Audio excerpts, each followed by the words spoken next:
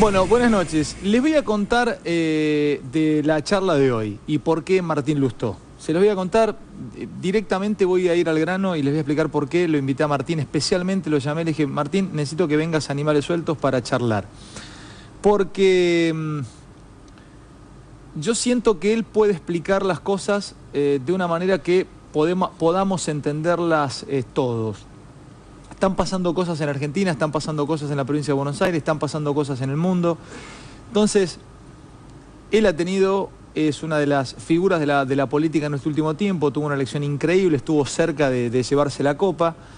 Vamos a hablar de eso también, vamos a hablar de política, pero yo siento que es una persona a la cual le preguntás y te explica fácilmente, por lo menos qué cree que está pasando.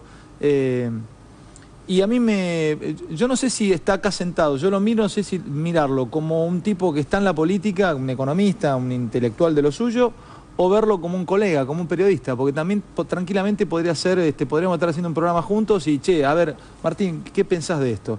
Te agradezco, porque tengo temas tan disímiles para tocar con vos como, vamos a arrancar por el más dramático, ¿cómo andás? Muy bien, y te felicito porque no nos volvimos a ver después de la elección. Es cierto, gracias. Te tomaste unos días después de la elección, te descansaste un poco. Pocos días, porque como mi mujer actúa de jueves a domingo, no tenemos mucho tiempo para irnos, pero nos fuimos acá a Colonia 2 o 3 días. Había venido la hermana de ella con mis sobrinos, sus sobrinos. Pero... Ahora hablamos ya nos vamos a meter un poco lo que está viendo la provincia. ¿Cómo es ahora lo tuyo? ¿Cómo sigue? ¿Por qué es? Deportivamente te lo planteo. Metiste una final de un Gran Slam y ahora ¿qué jugás? ¿Qué tenés que esperar a que haya otro Gran Slam? ¿Cómo construís? ¿Qué haces? Para elecciones hay dentro de mucho tiempo, se vienen estas y ya no las jugás. Sí, es raro, no lo había pensado en esos términos, ¿no? Desde el tenis. Perdimos en el tiebreak en el quinto, perder en el tiebreak en el quinto, no importa de dónde vengas, te da bronca, te da bronca. Porque yo creo que algunas cosas se podrían haber acomodado distinto, pero desde el punto de vista del sistema, desde el punto de vista de otros elementos, pero bueno, pasó, esas son las reglas de las elecciones, unos ganan, otros pierden, como en un partido de tenis. Uno tiene que saber qué hace con su equipo, porque al revés del tenis no se trata de una tarea individual, que uno hace lo mejor posible para transmitirle a la sociedad ciertas cosas. Yo siempre digo lo mismo, que es, nosotros representamos a alguien, eso quiere decir que vos podés construir a través de las propuestas que haces, a través del discurso de campaña, a través de los equipos, vos construís el recipiente, pero el agua que llena ese recipiente está en la sociedad.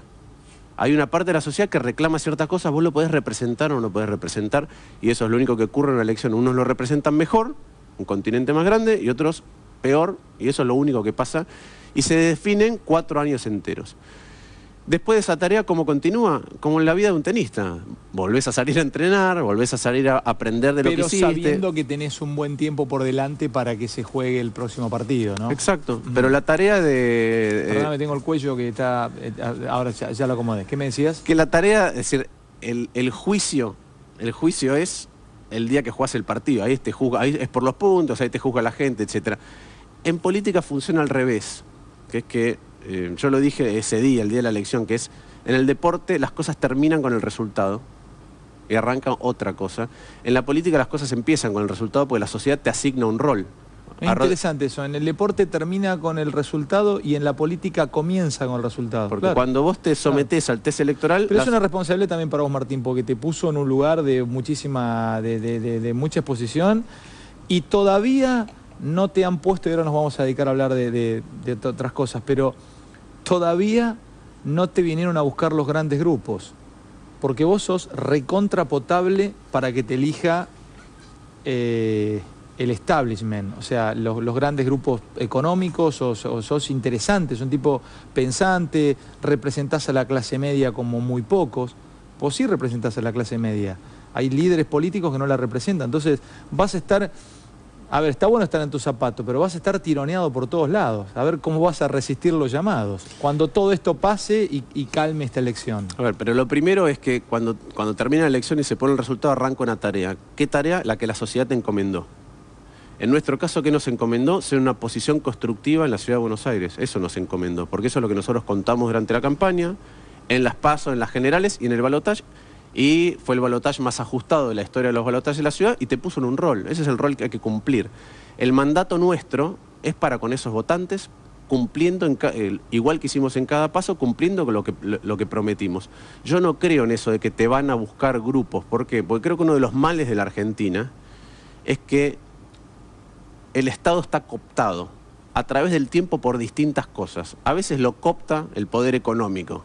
A veces te lo coopta un poder foráneo. Yo me acuerdo, ¿qué no me gustaba de los 90, por ejemplo? Entre muchas cosas, ¿sí? Yo he escrito en contra de la convertibilidad en el año 97, una entrevista muy grande, uno era menos conocido. Pero qué cosa a mí simbólicamente me molestaba mucho, que entrara el presidente de una multinacional a la Casa de Gobierno y parecía que era más importante que tu propio presidente. Entonces, a veces está cooptado por intereses foráneos, a veces está cooptado por partidos políticos. Hoy tenés el Estado cooptado por partidos políticos que usan... Pará, no está, me vuelve a parecer interesante esto que contás. A ver, ¿no es sano que el Estado esté totalmente cooptado por la política?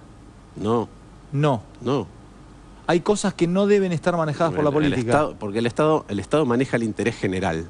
Tiene que arbitrar el interés general. Si el Estado se utiliza para favorecer un partido, no favorece el interés general. Cuando vos tenés, el ejemplo lo hemos hablado en otras ocasiones, cuando vos tenés que el Estado... Dame ejemplos de donde no está bueno que la política entre en el Estado. Por ejemplo, no sé... La publicidad oficial. Publicidad oficial no debería entrar... No, lo que digo es, si la publicidad oficial, en lugar de brindarte un servicio a vos, viene la temporada de invierno, vacúnese contra la gripe. O, por ejemplo, alerta meteorológico, por favor, se solicita a toda la población. Yo viví en Estados Unidos, en la época del huracán Sandy.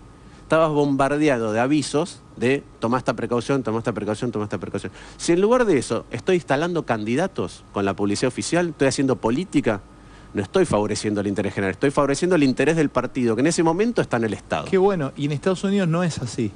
No, en Estados Unidos en casi ningún país del mundo la publicidad oficial. En casi ningún lugar del mundo la publicidad oficial es para instalar un político. No, la publicidad oficial en general tiene algunas normas. No vaya por tal ruta que está en un puente cortado, época de poda de árboles, vacune su perro. Te da información, te tiene que dar información relevante para vos como ciudadano, no tiene que publicitar actos pasados, porque los logros de gobierno son para las cosas para las que te eligieron. ¿Sabes que no había pensado? Yo te voy a contar esto, yo creí que era medio una chicana de parte de ustedes, joder, y tocarle intereses a los rivales con el tema de la publicidad oficial.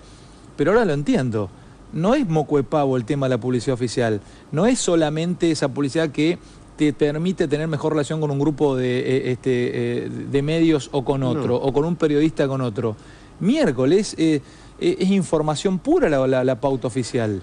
Te están bombardeando con algo que atenta contra la alternancia, porque le da muchas más posibilidades al que está en el poder usando un enorme aparato estatal para mantenerse, que el sistema se vaya equilibrando y la gente vaya pudiendo elegir alternativas. Cuando no hay alternativas y alguien se esclerosa en el poder, hay más posibilidad de corrupción porque hay menos capacidad de control.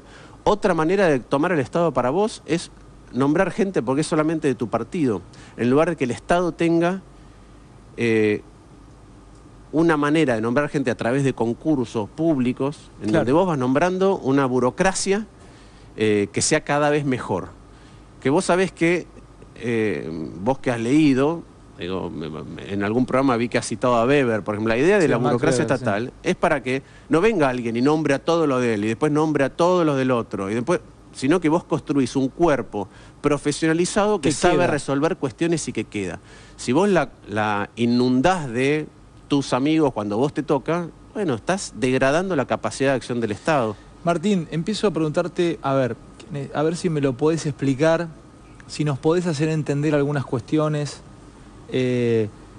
Gracias a Dios no estamos no estás en campaña política, o sea que no, lo que vas a contar no está teñido de nada, o sea, lo vas a hablar desde tu técnica, desde tu conocimiento. Te voy a mostrar imágenes de lo que está viviendo la provincia de Buenos Aires y gran parte de Argentina, ¿no? Porque en mi provincia también ocurre, en Santa Fe, algunos pueblos anegados y bajo el agua. Pero son imágenes de la provincia de Buenos Aires. A ver, ¿qué es esto? Esto es por cambio climático, esto es una catástrofe que se da porque los dioses están enojados con nosotros, esto es porque no se ha puesto plata en la prevención o se debería haber trabajado. Esto es lo mismo que le pasó a los gringos con Katrina y te puede pasar. Empecemos a contar tu mirada. ¿Qué crees que está pasando acá? ¿Por qué tenemos que tener estas fotos en la tele? A ver, esto es... estas fotos son de ahora, pero has tenido a principios de este año, en marzo, en Córdoba, has tenido el año anterior, has tenido las inundaciones en la Ciudad de Buenos Aires, en La Plata. Entonces es un fenómeno repetido. Cuando es repetido, yo sé que a la gente que está viviendo la situación, quizás las cosas que vayamos a decir no le son cómodas, no es lo que está esperando escuchar. Pero cuando es repetido... Pero está bueno que nos cuentes, nos digas tú. ¿Cómo yo lo percibo? Exactamente, ¿sí? ¿Cómo lo percibís? Sí. Cuando es repetido hay varias cosas que se están mezclando. En primer lugar, hoy hablaba con especialistas, me decía, estamos en un ciclo húmedo, con el Niño, etc. Entonces hay más propensión a que llueva, ¿sí? En estos momentos, en esta zona. Ese es un primer elemento, llueve mucho más, ¿sí? Sobre eso tenés un elemento adicional que tiene que ver con los eventos extremos, que a medida que vos empezás a tener efectivamente el impacto del cambio climático, tenés más ocurrencia de episodios como este, donde de golpe te llueve mucho en poco tiempo. Mucho en poco tiempo. Entonces ya ahí tenés una base sobre la cual la catástrofe, que es algo que afecta a mucha gente al mismo tiempo, la catástrofe... Esa es la definición de catástrofe. Empieza a tener más probabilidad. Entonces hay más probabilidad de catástrofes. Primer punto, de eventos extremos.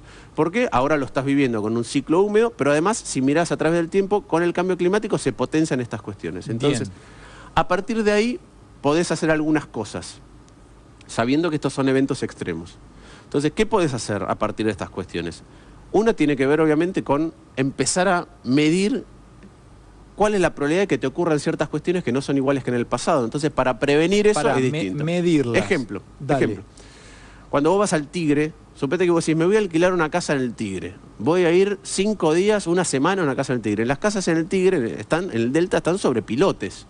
Vos decís, bueno, ¿qué probabilidad hay? ¿A qué altura la tengo que construir? Y vos vas midiendo la altura que tuvo el río a través de distintas marcas. Sí. Sí, mira, la última marca alta es esta.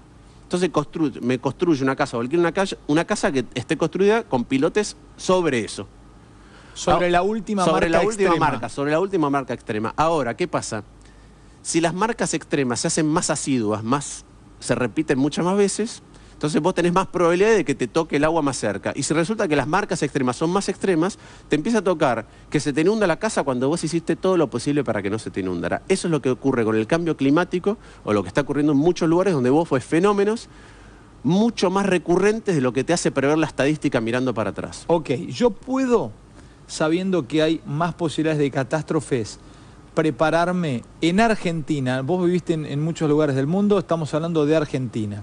Ahora empiezo a hablarte de presupuestos. ¿Puedo, una provincia como la de Buenos Aires, con la plata que le entra, 300.000 millones de pesos al año de presupuesto, ¿puedo con esos 300.000 palos sacar y construir desde hace tiempo, canalizarla, generar salidas de esa agua? A ver, contame. Háblame de qué posibilidades tuvieron o se tuvo o se podrían haber hecho, desde cuándo y qué habría que hacer en la provincia de Buenos Aires. A ver, pero eso es como en todos lados. Primero, esto que estamos viendo tiene tres patas. Una es las leyes de la naturaleza. Dale. ¿Sí? Las leyes de la naturaleza... Esas las puedo... las leyes de la naturaleza las puedo prever, me puede aparecer un cisne negro, pero no las puedo controlar. Las podés prever, las podés predecir hasta cierto rango, de vez en cuando tenés eventos extremos. Lo puedo controlar cuando vengan, eso quiero decir. Lo que no podés hacer es ignorar que quizás los eventos extremos se tornan más repetidos. Entonces, si mira, esta catástrofe, la tragedia personal de que perdés todo, de que se te anega toda una zona entera y hay una pérdida económica, hay una pérdida a veces de vidas humanas y una pérdida patrimonial y hasta emocional de la gente. El que sufrió una inundación de este tipo, después vuelve a tener miedo cada vez que llueve. Dale. Es como cuando te asaltan. Entonces eso es una parte que tenés que empezar a tener en mente, que estos eventos ocurren más asiduamente. Segunda cosa que sí podés hacer desde el ámbito estatal. 3 cosas. Una es regulación.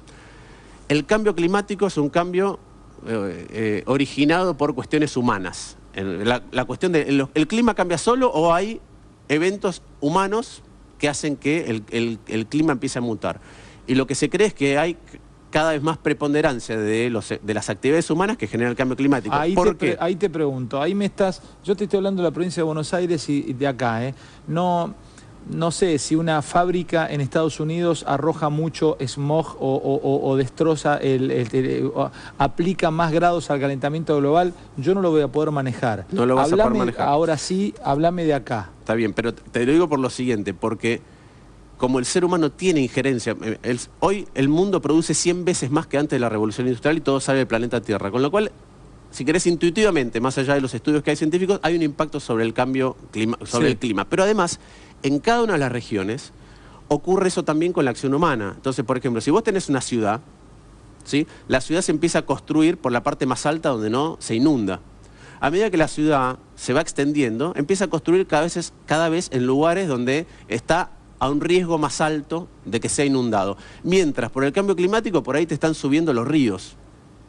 Entonces, una de las cosas es empezar a regular dónde y por qué podés construir ahí o no. Discúlpame, de la misma manera, en gran parte de la provincia de Buenos Aires o de las ciudades que nosotros vemos hoy anegadas, ¿no está bien regulado dónde se puede construir y dónde no? Eso es una parte. La segunda es, eso es una parte, sí ocurre, es que no estás pensando en términos de los eventos extremos que podés tener, qué pasa acá o acá. A veces lo que pasa es que esa tierra es más barata.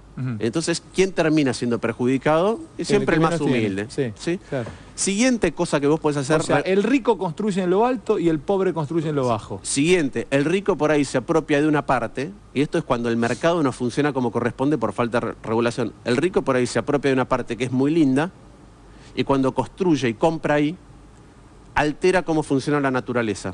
Anda despacio que eso está buenísimo. Ejemplo, el rico te encanta compra. el Delta. Me encanta te encanta vivir en el Tigre, en un barrio cerrado. Sí. Pero por ahí antes había humedales. Que son humedales, zonas que funcionan como un regulador automático de los excesos de agua. Porque el agua fluye hacia donde lo encuentra. Cuando vos tenés un lugar que es humedal, en un lugar que tenía más humedad y que servía para que cuando había un caudal de agua suficientemente importante, ahí se estacionara. Bueno, ahora se está haciendo, nosotros estábamos haciendo un trabajo sobre Venecia, que es un barrio cerrado que se está haciendo en San Fernando, o en Tigre, creo, sobre el puerto de Frutos, que exactamente construyen sobre un lugar y siguen construyendo y tapan salidas de agua. Bueno, el regulador automático de los excesos de agua lo tapaste y entonces se va a otros lugares el agua. El agua escurre.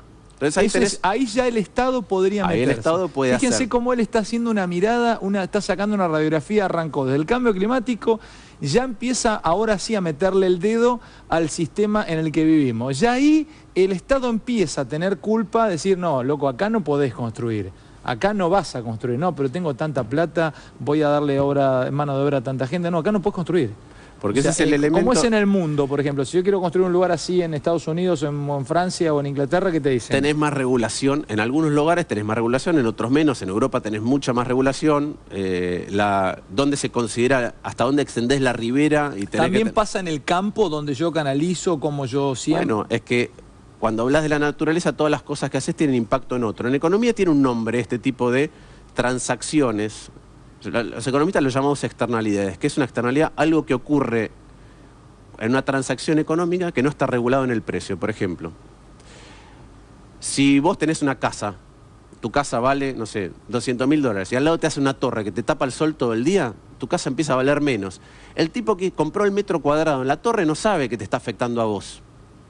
Cuando vos tomás y decís, bueno, hago este barrio cerrado y tapo este humedal, no está incorporado en los problemas sociales. Cuando vos decís, bueno, ¿cuánto voy a pagar por esto? El perjuicio que le estás generando al que vive en una zona baja, no lo estás considerando. El mercado no lo puede incorporar, por lo tanto hace falta regulación. Esa es una de las cosas que sí pueden hacer los estados, que en la Argentina, en la mayoría de los casos, la regulación falla. ¿Cuándo particularmente falla? Cuando no tenés una buena burocracia que sepa qué cosas hay que regular y por qué. Argentina en un momento en el pasado tuvo en casi todas las áreas públicas... Mirá cómo ya me tomo de algo que dijiste al principio. El día que el Estado en Argentina deje de estar cooptado por la política y esté cooptado por especialistas... Y por la corrupción. Y también tenga menos corrupción, el tipo que venga a presentarte un permiso de construcción sobre un humedal o sobre una zona complicada o una zona que no debería construirse, no va a haber más una firma permitiéndotelo. Pasa por todo un canal burocrático donde hay un montón de estudios que se cumplen. Y si tenés un tilde rojo, te dice, listo, acá no. Acá no. Entonces, bien, esa es una de las cosas. Ahora, hemos perdido capacidad en el Estado para hacer todas estas cosas. Argentina ha tenido, en otras épocas, esto da para más adelante la conversación, hoy o otro día, Argentina tenía un Estado muy superior al de nuestros países vecinos hasta la década del 60 y hoy nuestro Estado no tiene más esa ventaja. Le pasó en algún punto, y ahora vamos a la infraestructura, le pasó un poco, y creo que lo frenó, trató de frenarlo Lula, a los brasileros con el desmonte en el Amazonas, ¿no? Porque hacían soja por todos lados. Es que son elementos en donde hay el interés privado. Pretende una cosa que es cierta rentabilidad y no está incorporado. Eso es rentabilidad privada con un costo social mucho más grande. Y el Estado tiene que regular esas cosas. Hay inclusive teorías económicas que dicen, los que son muy liberales te dicen, el Estado no tiene que intervenir, salvo que encuentres esto que se llaman fallas de mercado. Ahí el mercado no resuelve el problema, entonces tenés que intervenir. Bien, vamos ahora... Ahí hay un tema... Bueno, mira este puente, ¿no? Este es un puente que debe haber estado construido en los años 50, 60. Esto es un puente de no más... De este debe tener 40 años, este puente de 50 años. Mínimo, sí. Entonces este puente viene desde hace años. O sea, contame... estos arrecifes. Contame cómo se manejaría un presupuesto. A ver, hay desidia, no hay guita, hay que pedirle plata al BID, al Banco Mundial, para hacer canalizaciones.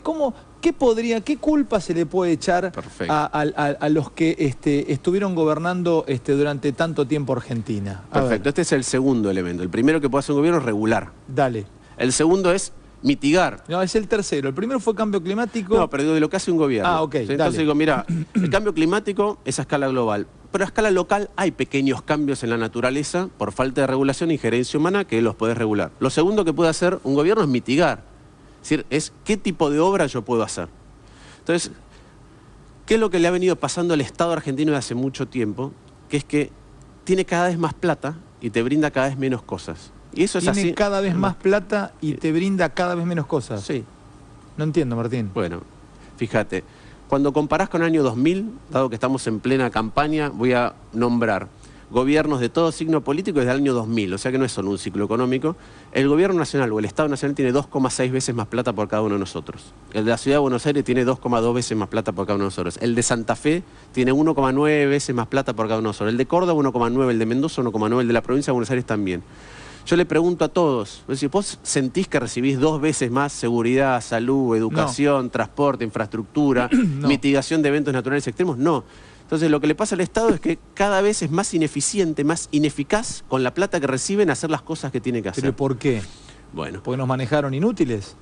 Por muchas cosas, por muchas cosas. La primera es, no hay una demanda social para que esto ocurra. Yo creo que esa demanda social no existe porque como Argentina tiene muchas crisis, es muy difícil hilar causa con consecuencia. Cuando a vos te explota algo, le echás la culpa al que está hoy, pero no ves la acumulación, entonces no castigás la acumulación de desidia. Qué bueno eso, pará. Como tenemos tantas explosiones todo el tiempo, no logramos conectar causa con consecuencia. Sí. Ejemplo, si querés, extremo. Hay que venir me haces pensar, loco. Está bueno, dale. Hoy tenés una situación de atraso cambiario. La situación de atraso cambiario tarde o temprano en la Argentina ha terminado con una devaluación. Sí. Viene el próximo gobierno y enfrenta como enfrentó esto, una situación en enero del 2013 donde termina devaluando. Vos vas a tener la tendencia a echarle la culpa al gobierno que acaba de asumir. Y la acumulación del problema te la generó el anterior. ¿El fin de la convertibilidad es culpa de la Rúa o es culpa de lo previo? Pará, el fin de la convertibilidad es culpa de la Rúa. Sí, pero vos tuviste durante 10 años convertibilidad que era insostenible en Argentina. Y llega un momento que viene un gobierno y le termina explotando. ¿Y esto qué es? Entonces, acá, ¿qué le ha pasado a nuestro Estado? Nuestro Estado recibe cada vez más plata y te da menos cosas. Y la gente lo único que compara es ver con recientemente, no con el pasado. Entonces recibimos muchas menos cosas que en el pasado. ¿Por qué? A mí me lo dijo un ministro de Finanzas sueco que era el ministro de Finanzas durante la crisis. Y me dijo, cuando vino la crisis, nosotros tuvimos que hacer una tarea enorme para explicar a la gente que cuanto más insume el Estado en funcionar en el día a día, menos cosas te da. Cuanto más empleado público que no trabaja tiene, menos cosas te da. Cuanto más gente nombraste que no está haciendo la tarea que corresponde, menos cosas te da. Cuanto más gente nombro que no está capacitada, ¿qué es menos cosas te da? Cuanto más de esos hay, tengo menos para policía, salud, está buenísimo. infraestructura. El otro día me dijo un amigo, pasamos frente a un monumento que según él es un monumento de corrupción y me dijo, ¿ves? Dice, la plata en algún lado está. Sí. La plata que está acá no está acá. Exactamente. O sea, la plata es una, es fungible, o sea, está acá o está acá. O sea, no hay, no es que podría estar acá, o sea, evidentemente lo que te dijo el ministro sueco lo vivimos todo el tiempo. La guita que no estuvo acá en algún lado está. Por eso yo creo que otra cosa que se abre, después la hablaremos, la discusión de aerolíneas es una discusión que por ahora yo la veo como muy superficial. Dale. Digo, ¿está bien o mal tener una aerolínea que vuela a todos lados? Está perfecto, ¿sí? ¿A $1 millón de costo por día? No, porque por ahí podría estar en otro lugar esa plata. Y creo que hay mejores maneras de administrar que la gente puede viajar a todos los lugares interconectando la Argentina.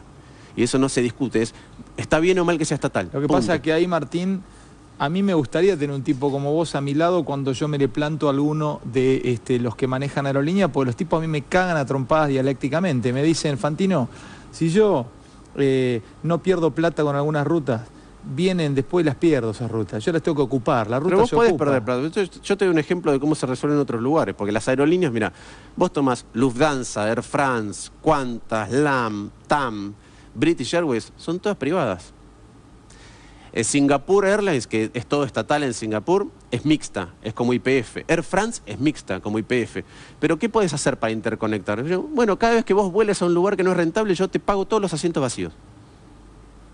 Vos vendés todo lo que vayan vacíos, este es el subsidio del Estado para que vuele a ese destino. Hay otras maneras de resolver esas cuestiones. Por eso a veces en Argentina caemos en discusiones muy bajitas. Ah, en vez de darle plata mes a mes, yo te compro los lugares donde... Vos sos una empresa privada, manejate como para competir con las mejores aerolíneas del mundo. Pero me la estás privatizando ahí. Pero es que esa es una... O puede ser mixta como es YPF, pero la pregunta es ¿por qué tiene... ¿Vos qué querés de la aerolínea? Que funcione bien, que salga a tiempo, que pueda competir con las mejores del mundo y que interconecte la Argentina. Déjame que el hecho de que se maneje bien la haga una parte y que interconecte la Argentina yo me ocupo. Pero pará, ahora vuelvo ahí. Pero hablamos... ¿Por qué tengo que conectar? Recién yo me quedo con lo que me decís. Mirá, yo te escucho y la verdad te respeto mucho. Lo que vos me decís yo lo tomo como valedero y después discuto con algunas cosas que me decís acá, con amigos o incluso con otro invitado. Me dijiste recién que en Argentina, como tenemos todo el tiempo explosiones, no sabemos conectar causa con consecuencia. Sí. Entonces, yo ahora veo un avión de aerolíneas y hace un minuto ahora se va a fundir una imagen de la inundación. ¿Por qué debo conectar aerolíneas con la inundación? Por ejemplo, yo no tengo los cálculos hechos, pero hoy decían que gran parte de los problemas de la provincia de Buenos Aires, la cuenca del Salado, un poco la del Luján, son 3.000 millones de pesos, ¿no? De lo que debería de las obras que deberían hacer. Digo, ¿cuánto cuesta mantener aerolíneas por administrarla mal? 300 millones de dólares por año. Es decir, que cuesta más que todas estas obras. Es lo que vos decís, cuando la plata está en un lugar no está en otra. Entonces yo creo que la buena administración pública no se discute en la Argentina. ¿Por qué? Porque vos ves si estás un poquito mejor de lo que le hizo el anterior y a veces no podés hilar o no podés tomar la perspectiva para ver todo lo que se deterioró. ¿Quién decide de dónde saco plata para llevarla a otro lado? Después mira, el manejo del presupuesto es interesantísimo. Yo lo tenía como una pregunta. ¿Cómo manejás? Y después también te pregunto si 300.000 palos, que es lo que tiene la provincia de Buenos Aires de presupuesto, alcanza para construir infraestructura. Ahí está. Bueno, yo pensé que era mucho más caro. Me dijiste 3.000... No, eso es lo que hoy leí. Yo no lo tengo, pero habría que preguntarle a la provincia cuál es la estimación de las obras. Pero, por ejemplo, yo creo que todas las del Maldonado acá, que son más complejas, porque son en la ciudad, creo que costaron 4.500 millones de pesos. Las de la ciudad, en el Maldonado. Plaza Italia ya no se inunda, ¿no? Yo vivo ahí, no se inunda. Sí. Entonces, ahí tenés algunos ejemplos. Ahora, ¿qué es lo que le pasa a la provincia de Buenos Aires comparado con otras provincias? Sobre todo con la ciudad de Buenos Aires, porque ahora que tenés dos candidatos que se enfrentan, los dos dicen un poco de verdad y un poco de mentira. ¿Sí? A ver. Cuando vos medís por habitante, el presupuesto de la provincia de Buenos Aires por habitante es la mitad que el de la ciudad. El presupuesto por habitante... ¿Cuánta plata? Enseñame a entenderlo. A ver, el presupuesto por habitante... ¿Se mide así un presupuesto también? Sí, porque yo digo, si vos tenés un presupuesto de 300.000 millones de pesos, pero sos una provincia chiquitita, tenés un montón de presupuestos. Si tenés 300.000 millones de pesos, pero tenés 15 millones de habitantes, ahí te cambia la cosa. Pará. Entonces lo que me canta Macri o lo que me cantan los muchachos del PRO... O sea, me lo guitarrean un poco en el sentido que ellos te dicen, nosotros con menos plata hemos hecho tantas cosas. Pero cuando lo medís por habitantes, la ciudad de Buenos Aires tiene entre 4 y 5 veces menos habitantes que la provincia de Buenos Aires. Ah, me tengo que fijar por presupuesto por habitante. Sí, porque es la plata que tenés disponible para resolver las cosas a un montón de gente. Además, tendrías que combinar presupuesto por habitante y extensión territorial, porque llevar a cabo obras en extensión territorial es a veces más complejo. Bueno, acá los de la provincia de Buenos Aires te van a amar lo que estás diciendo, porque vos creés que entonces es injusto lo que recibe de presupuesto la provincia de Buenos Aires. Sí, yo escribí mi primer libro sobre eso. Es menos injusto a veces de lo que dicen los bonaerenses, pero es todavía muy injusto. Reciben, además es la concentración de problemas socioeconómicos más grandes de la Argentina, el conurbano, ¿sí? en términos de violencia, en términos de pobreza. ¿Viste un libro sobre eso? Sí, mi primer libro, que es uno que se da en la facultad, se llama así Un federalismo solidario, sobre el sistema previsional y la coparticipación. La provincia de Buenos Aires está perjudicada en la coparticipación, hoy más todavía, porque el Fondo de Conurbano Bonaerense, cuando se creó que eran 650 millones de dólares en la convertibilidad, como quedó congelado en pesos, hoy Buenos Aires es, creo que después de Tierra del Fuego, la provincia que menos plata recibe del Fondo de Conurbano Bonaerense que todas las demás. ¿Quién le tiene que dar la plata? ¿El país, el Estado? Como la plata va toda la plata entra toda y se divide entre la nación y las provincias y después entre las provincias. En ese reparto es que la provincia de Buenos Aires está perjudicada. Entonces, ese es el primer punto. La provincia de Buenos Aires tiene menos plata por habitante. Ahora, para volver al punto de que administramos mal el Estado. Si perdóname, ¿no? Porque esta es una foto que va ligada a esto. Este es un vagón, un tren chino. Hoy escuché un muchacho que iba arriba de este vagón. En ese puente, eso es un puente, ¿no? Parece que es parte de la vía, pero es un puente. El tren tiene que pasarlo a 5 kilómetros por hora. Si lo pasa a 10, se puede descarrilar. Lo agarró ahí pasando el agua muy, muy cercana y tuvo que frenar el tren, desengancharon el vagón, bajaron la gente, se fue. Ahora, fíjate lo que es Argentina, porque tenemos trenes, Randazzo dijo que te compraron un montón de trenes, pero tenemos un puente donde hay que pasar a 5 kilómetros por hora, Martín. Sí, es el deterioro, es lo que te decía, es el deterioro acumulado de la decía estatal de mucho tiempo. Entonces, vos, para modificar esto, para mejorar son mejoras paulatinas. ¿Sí? Entonces, eventos extremos como este tenés. Vos has tenido Katrina, has tenido inundaciones en el Reino Unido, has tenido el tsunami en Japón, que se llevó puesto una planta que tenía todas las medidas de seguridad para eventos de menor magnitud que Ahora, ese. yo necesito, cuando pasó lo de Katrina, no lo busqué, debería haberlo buscado, debería haberme documentado un poco más. ¿Con quién se enojaron los de, fue San Luis, bueno, no me acuerdo, New Orleans? ¿Con quién se enojaron los vecinos de New Orleans cuando los devastó el Katrina? ¿Se enojaron con el gobierno? ¿Habían hecho obras, no habían hecho obras? No, New Orleans tiene partes muy pobres, pero además lo que hubo es muy poca reacción ante la emergencia, que es lo tercero que puede hacer un gobierno. Entonces, volviendo, mira, volvamos un segundo a los presupuestos, porque esto es interesante. La provincia de Buenos Aires tiene menos presupuesto que la ciudad, la mitad por habitante. Ahora, la provincia de Buenos Aires, suponete, desde el 2000, en la gestión Scioli, tiene 50% más presupuesto que en los 8 años de gestión anterior, por persona, ajustado por inflación. Es decir, tiene menos que la ciudad, pero en este tiempo le creció mucho. Con lo cual debería haber tenido plata para hacer cosas que no hizo, porque se fueron en otras cosas. Se fueron en otras cosas. Para ponerle números, hablamos de 3.000 millones de pesos que podría costar esto. Cuando vos mirás cuánto más presupuesto tuvo en promedio la gestión de Scioli, por ejemplo, que la de Solá, tuvo 70.000 millones de pesos más por año. Lo mismo que la Ciudad de Buenos Aires tuvo 30.000 millones de pesos más por año. Macri, que lo que tuvieron desde la Rúa hasta Tellerman. ¿Pero qué haces? ¿Tenés que meter tubos? ¿Tenés que canalizar los ríos? ¿Cómo evitas esto? No, mira, ahí yo no me quiero meter porque no soy un experto hidráulico, te digo con los que he hablado. Son obras que tienen muchas partes distintas, pero hay una parte algunas obras en la parte alta de la cuenca que son distintas de la parte baja de la cuenca. La parte baja es más contención. Digo, es distinto. Yo quiero preguntar si la guita está para hacer obras, si no las han hecho porque no han podido, si no las han hecho porque no tenían guita, porque no nos olvidemos también que hace 3 años, 4, yo recuerdo esa conferencia de prensa de Scioli pálido de la preocupación con Tellerman y toda la gente, y el perdón, no te estoy sirviendo, y el Estado, el gobierno nacional no le mandaba un mango. ¿Te acordás que se decía que iba a quebrar la provincia? Eso es otra discusión interesante. La provincia de Buenos Aires tiene hoy, desde el 2008 hasta ahora, tuvo mucha más plata que en los 8 años anteriores. Pero cuando vos medís y comparás lo que tiene hoy la provincia de Buenos Aires por habitante, ajustado por inflación, versus lo que tenía antes de ese conflicto, tiene 5% menos. O sea que hoy tiene menos plata de la que tenía hace 3 o 4 años. Por persona. ¿Por qué? Porque le pasó esto. Tuvo una discusión con el gobierno nacional, le ajustaron las tuercas y entonces tuvo que sacar plata que iba para inversión a otras cosas, a pago de salarios, jubilaciones, para que la gente nos entienda, nos están viendo en toda Argentina y en gran parte de la provincia de Buenos Aires hay muchos, y vos lo has comprobado. Esa no salió gratis.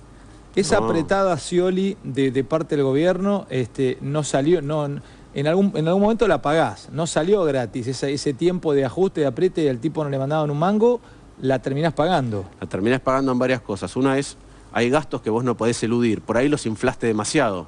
Por ahí contrataste mucha más gente en el Estado. Por ahí estás pagando más en bienes y servicios que no tendrías que usar. Pero después que decís, mira, esto no los puedo eludir, lo que te queda es para inversión. Entonces, si te restaron del total, lo que es ineludible, jubilaciones, salarios, etcétera, te queda menos para inversión. En un gobierno... Si te queda menos, hoy creo que lo que le queda para inversión al gobierno de la provincia de Buenos Aires es 2% del total de presupuesto. En un estado sano, o en tu cabeza, por ejemplo, suponte que estuviste ahí en el Taibre, ganabas la ciudad de Buenos Aires. Un tipo como vos, con tu edad, absolutamente generacional, es una nueva manera de ver la política. Una vez que vos haces la cuenta de la plata que necesitas para la educación, lo primero que haces es meter guita en infraestructura. Sí, uno de los problemas de la Argentina es infraestructura, sin ninguna duda. De entrada. Sin ninguna duda. Esto de que el Estado funciona cada vez peor también nos hace mucho más pobres como sociedad en dólares. Es otra discusión de por qué nos sentimos más pobres que nuestros vecinos, en parte porque nuestro Estado funciona cada vez peor. Entonces, ¿qué le pasa ahora? La provincia de Buenos Aires tiene más plata que en el pasado. En los últimos años se la retasearon y se acostumbró a gastar más y se la empezaron a retasear, entonces le quedó menos para obras. Y después hay un tema adicional, que es que muchas de estas obras son obras que van a durar mucho tiempo, son intergeneracionales. Entonces no la tenés que pagar solamente con lo que recibe hoy el sector público por impuestos.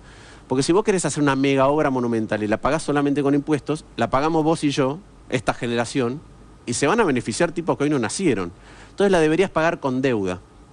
Te entiendo. Pero ¿qué te pasa? Cuando vos para hacer eso te tenés que endeudar al 11, al 12%, decís, no, mirá, no me rinde. Ahora, ¿por qué la sensación que yo tengo en Argentina, tengo la suerte de viajar por mi trabajo? No voy a poner como ejemplo países de Europa, no voy a ponerte Alemania. Estuve viviendo 60 días en Alemania durante el Mundial en el 2006, o sea, recorrí Alemania de punta a punta, sí, y ya era una Alemania como esta. Me tocó vivir, viví en Sudáfrica, 60 días en el Mundial, ahora por todos lados. Yo mi sensación como argentino, Martín, es que Argentina se me ha puesto vieja en las estructuras. Sí. La veo vieja, la veo incluso las rutas concesionadas. Veo mal las banquinas, veo mal la veo como las vías, el río, el bollado de los ríos. A veces salgo a pescar en el río de la Plata y el bollado mismo son boyas viejas. O sea, yo no sé cómo estarán, si están bien dragados, no están bien dragados. A veces veo pasar unos barcos que vienen a cargar o llevarse soja. Explícame, ¿es una sensación mía o Argentina nos fue empezando a quedar vieja en su estructura? Bueno. Es como cuando la casa se te empieza a venir abajo y que un día por el otro la querés arreglar y te sale como un departamento. Y es más difícil. Y es más difícil. Sí. La Argentina tuvo una infraestructura, cuando la comparabas con otros países, por ejemplo, Brasil tiene problemas infraestructurales feroces, pero Argentina en un momento tenía una diferencia con Brasil de infraestructura entre los trenes que hoy ya no están, la red vial, que a vos te gustaría y se podría hacer que fueran todas autovías de varias manos, pero la verdad es que hoy en muchos lugares tienen problemas hasta en el estado del pavimento. Pero nosotros porque viajamos y vivimos en el centro del mundo en Buenos Aires, el que nos está viendo ahora y te agarra una ruta provincial en Tucumán o en Formosa o en el sur o en el Chaco, ¿sabés lo que es eso? Es así. Te lo tenés que persignarte y entrar a la ruta. Es así. Puertos que se podrían aprovechar de otra manera para la competitividad argentina. Una vez que se te escapó ese tren, una vez que se te empezó a caer tu casa, ¿cuesta volverla a poner bien? Sí. Y mucho más caro en cosas que no dimensionás. Por ejemplo, hablaba con uno de nuestros expertos en transporte, que lo contratan en distintos lugares de Latinoamérica y sabe mucho de trenes. Y me dice, antes nosotros teníamos ingenieros ferroviarios. Hoy quedan muy pocos. ¿Ingenieros ferroviarios? Claro. Dice, porque los que quedan son los que saben de la tecnología de esa época y hay ciertas cosas que cambiaron. Entonces hoy, me dice, por ejemplo, Brasil hace 40 años no tenía ingenieros para hacer un puente complejo. Hoy los tiene. Entonces, hasta el capital humano se te va degradando. Entonces, este es un problema en el cual, para revertirlo, en las cosas que necesitas, como son inversiones a gran escala, es poder financiarte barato. Porque si vos te financiás suponete que te estás financiando al 11%. ¿A qué le llamás financiar? ¿A pedir plata al mundo? Sí. ¿Cómo se pide plata en el mundo? ¿Se va a un banco y se pide? Como cuando yo voy a pedir plata... Emitís un bono. Hay dos maneras de financiarte si sos un Estado. Explícamelo fácil. Una Fuiste ministro de Economía, sos un tipo que manejó el país. ¿Cómo se emite un cómo es? No entiendo. Si yo pido plata, si yo quiero ahora 150.000 pesos para comprar 2 hornos en mi panadería, voy y le golpeo a un banco y si no tiene el banco y no me da, no me queda otra que caer a un prestamista, que me arruine con el interés. Vos como país, ¿cómo pedís plata al mundo? Levantás un teléfono y decís, llamás al BID o llamás al banco AAA de Alemania, así que tal. ¿Usted me podría prestar 200 millones de dólares que tengo? ¿Cómo se pide Hoy hay plata? dos maneras. Antes se pedía directamente a los bancos. La crisis de la deuda del principio de los 80 terminó en default de muchos países latinoamericanos y se cambió la estructura y además los mercados se volvieron más complejos. Hoy un país pide plata de dos maneras básicamente. Una es, como vos dijiste, con los organismos multilaterales. Vos como persona vas a un banco, un país va al BID, al Banco Mundial, a la CAF, que es la Corporación Andina de Fomento, a pedir créditos a veces para programas sociales, otros para obras de infraestructura. ¿Cuál es el banco del mundo y cuál es el prestamista del mundo?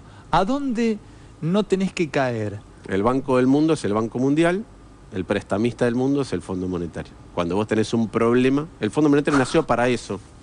Para que está buenísimo. Pero nunca lo había pensado como lo acabás de poner vos, ¿eh? Cuando vos tenés un problema, lo que se llama un problema de balanza de pagos. ¿Sí? Cuando vos tenés un problema con tiempo, me voy al Banco Mundial. Si vos querés complicado. Exacto. Si vos decís, mira, quiero financiar la expansión de mi empresa, vas al Banco Mundial. Si decís, tengo que pagar sueldo, no tengo plata, vas al Fondo Monetario. Para ponerlo de manera sencilla. Entonces, ¿los intereses son diferentes? No. Pero hay condicionamientos que te imponen, son para cosas distintas los préstamos. Yo te he robado muchas cosas a vos, ahora es una buena manera de ponerla, pero los créditos del Banco Mundial son generalmente o para planes específicos. Por ejemplo, el plan Jefes y Jefas originalmente se financió con un crédito del Banco Mundial, después tenés ahora mucha obra de infraestructura que se financia de esa manera, son tasas preferenciales, son tasas más bajas, son corporaciones multilaterales. La otra es, vos decías, ¿cómo lo haces vos? Mirá, cuando los chicos se quieren ir de viaje egresados venden un bono contribución y un montón de gente que pone plata. Imagínate que le tuvieras que devolver a cada uno que puso 10 o 15 pesos, cuando volvés cuando volvés el viaje egresado tenés que juntar plata para devolvérselo. ¿Eso es un bono? Un bono es eso. Me jodés. Eso es un bono. ¿Sabés que yo he comprado bonos? He invertido bonos. No te puedo creer. Solo que lo tenés que devolver. Este bonito contribución para este viaje egresado, no, lo tenés que devolver. Por eso cuando hace poco sacaron un bono, y te cuento esto, llamó Kicillof, incluso pidió una nota a una radio, a Radio La Red, diciendo que quería, si podía contarle a la gente argentina el éxito de confianza del mundo en el bono que había sacado Argentina. Según cuánta gente te compre el bono, es que vos estás bien parado ante el mundo. No. Vos estás bien parado ante el mundo si la tasa que pagás es baja. Igual que cuando vas a un banco. ¿Tenés buen crédito o mal crédito? No depende de que haya mucha... La pregunta se asimila a esto. Por ejemplo, si tengo muchas cuevas dispuestas a prestarme, ¿es que te generé confianza? No, es que por ahí pagás 50% de interés y hay muchos tipos que están dispuestos a pagarte 50% de interés. ¿Cuándo te va bien y el mundo cree en vos? Cuando te presta el 3%. Es medio parecido a cuando vos, viste que hay ahora aseguradoras que te cobran menos si vos chocaste menos. Exacto. O sea, si yo choqué varias veces, me cobran más. Si yo vengo sin chocar hace tiempo, pago menos la póliza del auto. Exacto. Entonces, ¿por qué es importante esto? Porque estas obras que las tenés que financiar porque benefician a muchas generaciones con deuda, si vos las financiás, suponete que vos pedís 100 mangos al 11%, ¿sí? Entre 6 y 7 años tenés que devolver 200. Sí. Entonces, pará, flaco, ¿cuánto beneficio me tiene que traer la obra para que valga la pena endeudarme a esta tasa? Y estas obras muchas veces no son beneficio para la gente, pero no es que te pasan camiones. Exacto. Claro. Entonces ahí tenés un problema.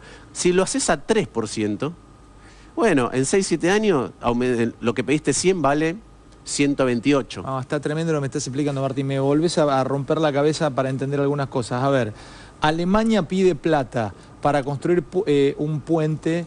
No, pide plata para canalizar un río para que no se inunde un pueblo cerca de Hamburgo. Paga menos del 2%. Paga menos del 2%. Argentina lo pide y paga 11%. 11%. Una cosa es pagar yo 11% una plata que pedí para generar un camino que salgan camiones con soja, que me devuelve esa guita porque hago más soja, y otra cosa es pagar 11% para que no se inunde. Ojo, porque la soja también te tiene que reducir. Si vos decís, mira, pido 100, en 7 años devuelvo 200, lo que generaste también tiene que tener esa rentabilidad, porque si no también te va mal. Por eso es que muchas cosas no se hacen en la Argentina, porque es tan caro financiarlas que lo que vas a hacer tampoco te brinda tantos beneficios. En cambio, pasa al revés. Ahí pasa por una cuestión ética. Ahí yo financiaría igual, pediría 11 y haría obra para que esta gente no se inunde. Sí. Tendría el país por ahí quebrado pero bueno, qué sé yo. Hay una parte que la tenés que resolver así. Ahora no vas a resolver todo.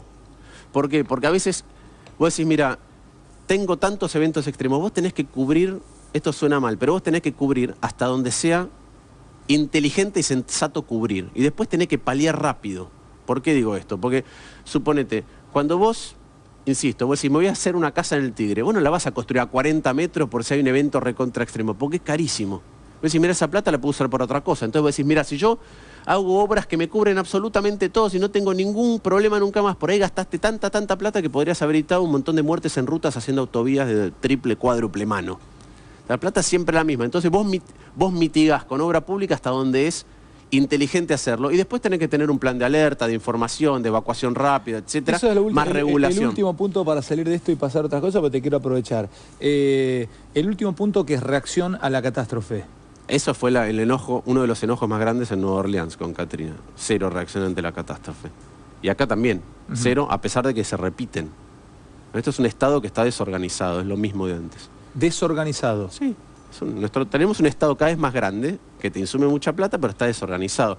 ¿Cuál es el problema? Cuando yo digo que el estado tiene mucha más plata, pero te brinda menos cosas, el problema es que nos volvemos más pobres como sociedad en dólares, y lo voy a explicar de la manera más fácil que puedo. El tipo de cambio, el valor del dólar, es el número que adecua la idiosincrasia de un país para que pueda comprarle y venderle al mundo de manera equilibrada. Ejemplo. Repetime eso despacio. Sí. A ver. Vos sos un país que tiene muy buena infraestructura, alto nivel de productividad en las empresas, un nivel de educación de la mano de obra altísimo, 0 corrupción, buenas instituciones. Entonces vos podés venderle al mundo aunque seas caro en dólares. Alemania, Japón, Suiza. Entonces los trabajadores de esos países son ricos en dólares. Vos sos un país que no tiene infraestructura, no tiene empresa, no tiene productividad, tiene mano de obra poco capacitada y tiene corrupción. La única manera en que vos le podés vender al mundo es si sos muy barato en dólares. Haití. Pero como sos muy barato en dólares, no le podés comprar nada al mundo porque no te alcanza la plata. Entonces, el tipo de cambio es el número que adecua la idiosincrasia de un país, cómo vive un país, las normas de un país, la cultura de un país, para que pueda comprar y venderle al mundo. ¿Qué pasa? Si tu Estado ocupa el 45% del total de la economía, te pide la plata, pero no te da educación, no te da seguridad, no te da infraestructura, no te da salud, etcétera, etcétera, vos te volviste menos productivo, tenés esa idiosincrasia, está deteriorada. La manera en que vos le comprás y le vendés al mundo es siendo más barato en dólares. Y bueno, el tipo de cambio, el dólar tiene que valer un poco más para compensar por las cosas que no hago. Por ende, la población se vuelve menos rica, más pobre con respecto a otros trabajadores del mundo. Nos ha pasado, vos mirás, el PBI por habitante de Corea hace 40 años era el 60% de la Argentina, hoy es 2 veces y media. El de China era 10%, hoy es el 70%. ¿Por qué nos pasó eso? Yo no puedo creer las crisis hacen que no podamos construir de manera acumulativa. Y estos cambios que vos ves, como decías antes, cuando lo dejás caer, todo se cae. Se cae el Estado, se cae la infraestructura, y a veces los argentinos lo notamos menos porque vivimos de stocks. Disculpame, pará, ahora voy a eso, me encantó. Ahora, yo te voy a decir esto, salgamos de los Kirchner, de la Rúa, porque yo te pregunto, vamos a hablar de la vuelta de la democracia acá. Han sido corre por cuenta mía esto, tan inútiles los que han manejado Argentina en los últimos 30 años, todos juntos, que no han podido con este país, porque yo escucho todo el tiempo, somos un país que tiene todos los climas, tenemos petróleo, tenemos gas, y estamos cada vez más pobres, cada vez peor. Me estás contando esto, no había caído. Los coreanos tan mejores que nosotros, el PBI de los otros países. Los chilenos se acercaron, los colombianos, los chilenos, los mexicanos, los brasileños se acercaron, los uruguayos se acercaron. Nos pasaron por encima los peruanos, los chilenos. Digo, cada vez peor estamos. Explícamelo, ¿Qué mierda hicieron estos tipos hace 30 años? Salgo de los Kirchner. Son inútiles, no supieron, se preocuparon como veníamos, éramos un país de años que veníamos de golpes militares, con otro tipo de crisis, dejaron la economía y la infraestructura para un segundo plano y se dedicaron a asegurar lo político. Dame una explicación, Martín, tenemos la misma edad, vamos a vivir el mismo país vos y yo, nos vamos a ir a este mundo, si Dios quiere, casi al mismo tiempo, vamos a vivir 40 años más los dos cada uno, 50 si Dios quiere. Explícame qué pasó acá. O sea, a ver, no han sabido. Esa es la pregunta, no es tan fácil responderla. A medida que uno va transitando por distintos lugares, va perfeccionando o cambiando un poco el diagnóstico. Primero, no es de la democracia. Yo te diría que Argentina ha tenido una degradación muy importante desde fines de los 60 o principios de los 70 para acá. Entonces, incluí todo el golpe militar y toda la dictadura. Porque ahí también has tenido muy malas políticas. Olvidémonos de terrorismo de Estado, lo pongo al costado para no meterme en ese ámbito, sí. Pero has tenido muy malas políticas económicas.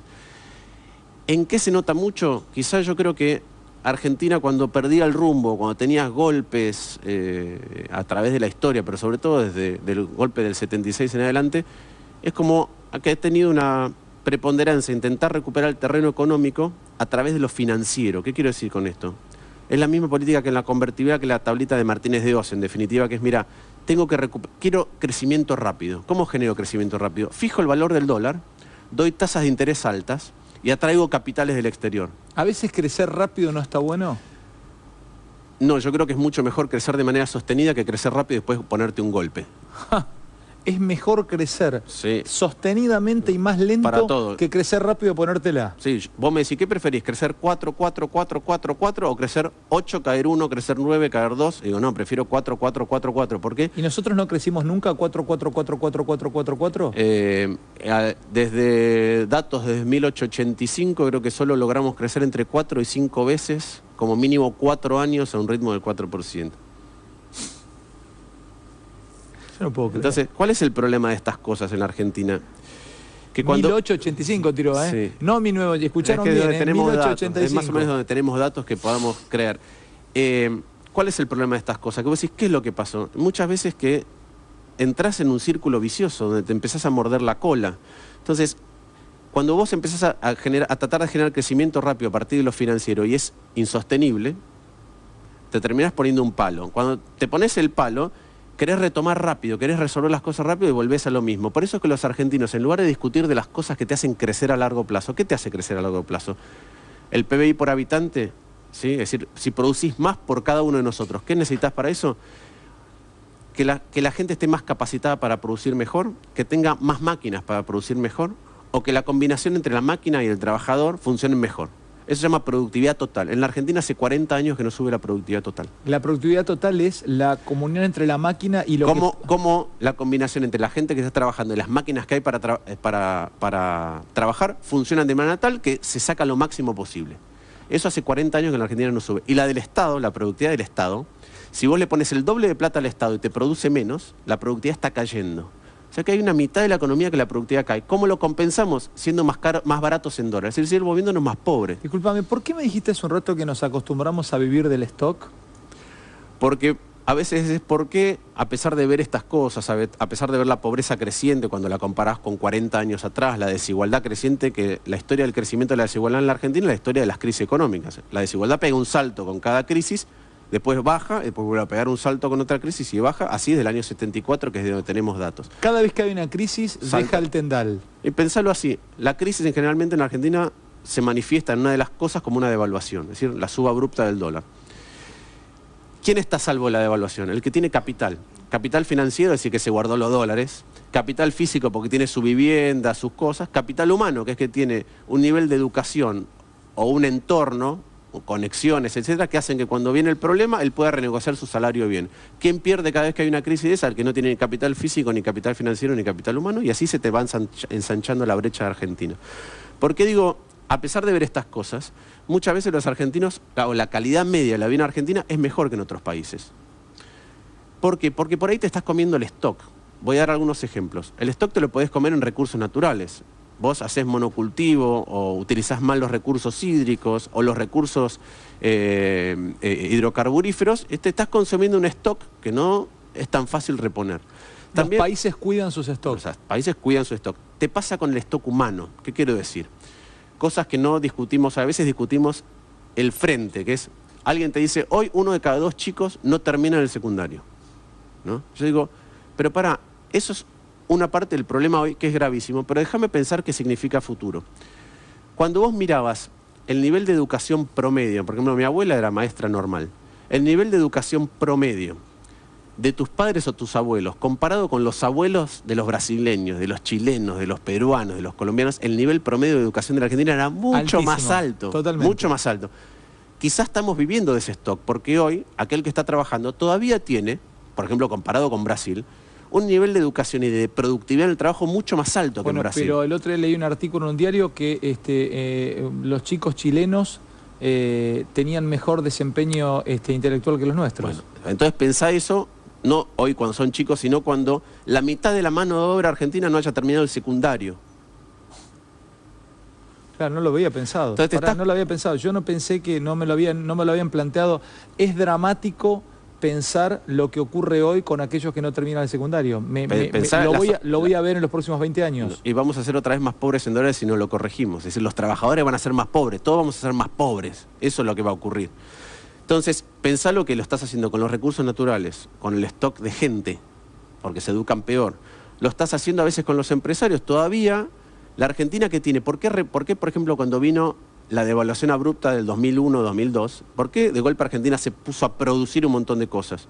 Porque antes no era rentable, porque el tipo de cambio estaba atrasado, algo parecido a lo que ocurre hoy, pero Argentina tiene una base industrial. No solo una base industrial, sino que además tiene empresarios acostumbrados a sobrevivir crisis. Sí, totalmente. Los argentinos están acostumbrados a sobrevivir crisis. Es como crisis. dice, yo no sé si lo dije la otra vez que estuve, pero un amigo mío dice que el empresario argentino tiene la misma noción de largo plazo que una gacela en la sabana africana, que es que no me coman en los próximos 30 minutos. Después arranca de vuelta.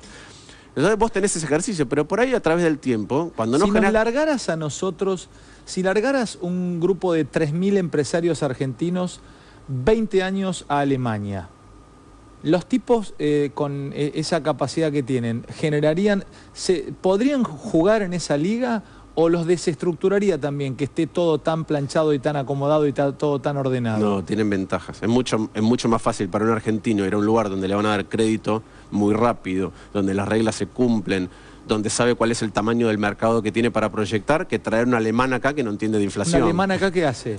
Choca. No te la entiende, ¿no? No. Pará, pues lo habrás vivido con colegas tuyos cuando venían de afuera, sí, o sea, ¿no la entienden? O sea, ¿realmente no la entienden? Sí, en general, sí, y tienen problemas. A veces hay algunos que entienden muy rápido el juego, pero otros, si vos traes un empresario pyme y lo ponés acá, hace chocar. Si tiene una estructura, una multinacional. Además vos trabajás, vos sos no sé ahora, pero en su momento tenías una empresa un grupo de una consultora que podían venir a una empresa afuera y preguntarte cómo se laburaba acá. No le entienden los flacos. O sea, te vienen a invertir acá, no le entienden. Cuando éramos chicos había una publicidad de Sancho que venía el de acá para allá. El que viene de acá es muy difícil explicar. Argentina es muy difícil. Nosotros hemos adquirido esa cultura de reaccionar rápido, de entender qué es lo que pasa. El ejemplo es el dólar. La gente, el dólar es un muy mal termómetro lo que le pasa a una sociedad, pero el argentino entiende que hay un problema y dice, a ver, me tengo que cubrir. A otros países no les pasa. Los que pueden, porque es clase media, compran dólares, pero a montones. Déjame, perdón, una cosa más. ¿En qué cosas vivimos del stock? Mostrabas imágenes. Todavía vivimos del stock de infraestructura que tuvo Argentina generado. Por ejemplo, ferrocarril está recuperando algunos, pero vivíamos de un stock de hace mucho tiempo. En telecomunicaciones, que en los 90, por ejemplo, una cosa que no se dice, en telecomunicaciones en los 90 Argentina estaba a la cabeza de Latinoamérica.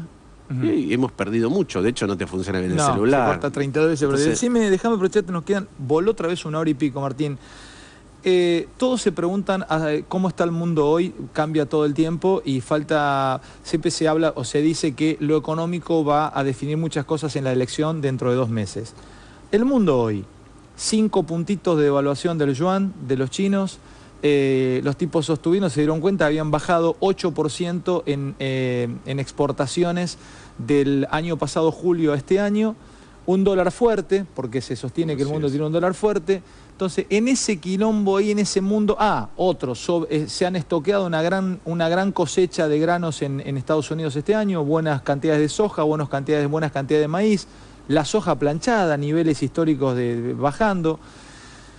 ¿Qué país tengo yo hoy? 33.500 millones de dólares de reserva en el Banco Central, un swap importante también con moneda con yuan. Contame el panorama, insertame Argentina, explicarle fácil el panorama de nuestro país al que nos está viendo en el mundo hoy. A ver, con esta última entrada de China.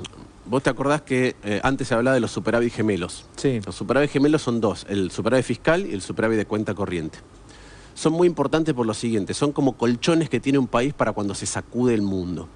A ver, eso me gustó. ¿Qué es el superávit fiscal? El superávit fiscal es, mira, el superávit fiscal es, vos recibís más plata en el estado de la que estás gastando. ¿Por qué eso es importante? Porque cuando viene la crisis, vos querés, si vos, imagínatelo al revés, cuando vos tenés déficit, alguien te está prestando para que vos gastes.